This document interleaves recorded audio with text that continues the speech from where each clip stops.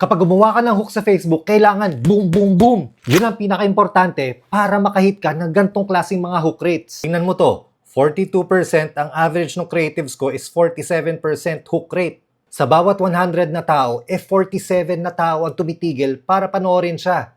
Very engaging, di ba? And these creatives for the past 7 days produced $65,000 or 3.7 million pesos. Halika, turuan kita ng 5 techniques kung paano gumawa ng very engaging na hooks. First technique, make a bold claim. Sample, kapag ginamit mo to, hinding-hindi ka na matatanggihan nung nililigawan mo. Second technique, promise speed. Sample, kapag ginamit mo to, 2 days lang, sasagutin ka ng crush mo.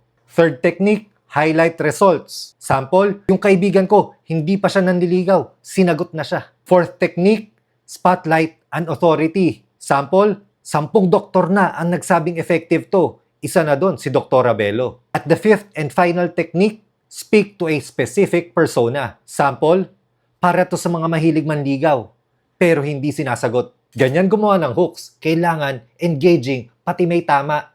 Kaya dapat,